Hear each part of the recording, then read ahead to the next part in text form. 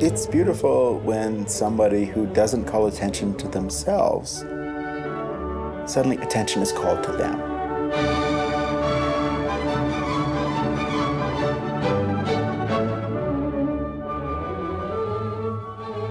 What a general director does is set the tone.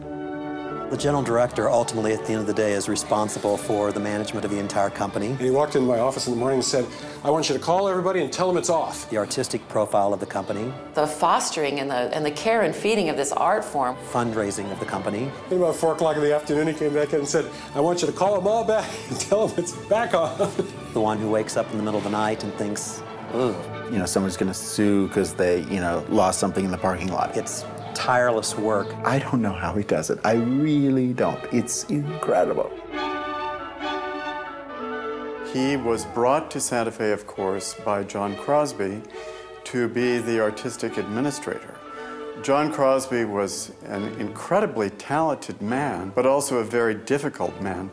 And so Richard, from the beginning, had to smooth over a lot of ruffled feathers, and he really became the front man for the Santa Fe Opera.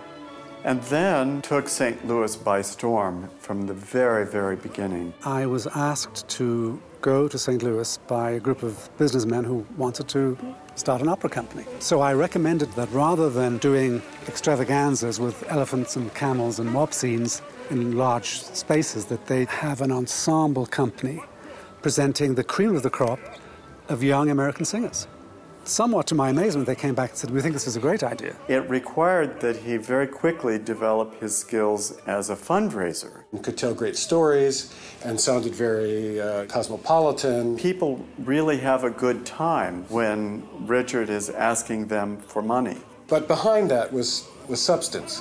He went up to Clarksville, Missouri, where there was this old apple shed, and said this would be perfect for the Beggar's Opera. For a month, we were part of that community. We were living in everybody's house. People who had no exposure to opera became absolutely passionate about it. Monday night, the Baptist ladies would bring us dinner, and Tuesday night, the Presbyterian ladies would bring us dinner, and just always a sense that we were all in this together on the same level. But Christine Brewer was in that cast. We were selecting the chorus for the following season. Her file was about to be put into the reject pile.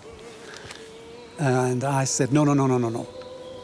Put her in. Among his many gifts to the opera world has been his facility for identifying and developing young talent, principally singers, but also stage directors, designers, conductors, and in some cases, administrators. Richard will sometimes, call me and say, I've just heard this fantastic singer, and I've offered her Susanna on the spot.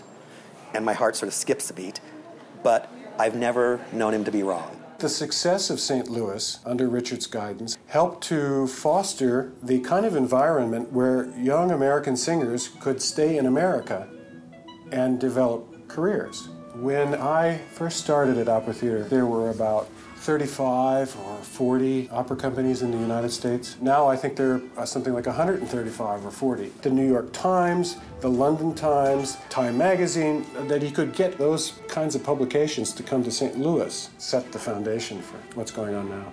He had a good run here in St. Louis when he went back to Santa Fe. I couldn't write a book about anything. I couldn't write a book about running an opera company, about raising the money. I work very much on instinct. But we have made very special efforts in Santa Fe during my tenure to expand the audience. When we built the new theater, we offered tickets at half price for anyone who had never seen the theater before. We expected to sell 500 tickets, and we sold 6,500. Richard has brought the world to us through the Santa Fe Opera. It used to be that the opera was the place up on the hill that people didn't go to, but Richard has reached out to the community with education programs. Bringing other kinds of artists in to use the space during the year. The simulcasts. The surtitles that we have on the backs of the seats, which are employed at the Metropolitan Opera, and it was invented here. We're very proud of that, and he offers all the opera translations in Spanish. We simply made the opera more user-friendly. Richard really, from the get-go, said, the Santa Fe Opera has to be seen as one of the leading festivals in the world. What he has done in terms of new operas, I mean, it's a pretty astonishing track record, and incredible productions of really major pieces that have revitalized the repertories.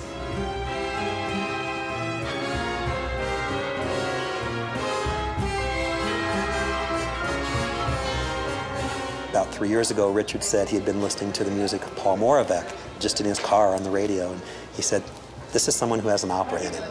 We have a world commission next year of Paul Moravec's The Letter. It's not just his taste that you can recognize because it has a stamp. It's his interest, his curiosity, his generosity of spirit.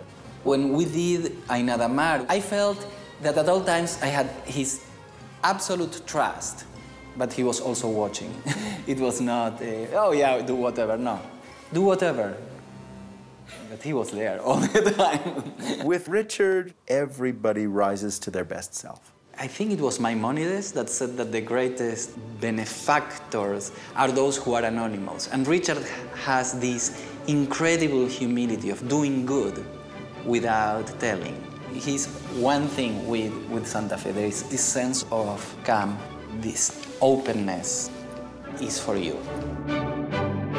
And there are truly hundreds of thousands of people who have been touched by the productions that he has championed, that he has created, that he has made possible.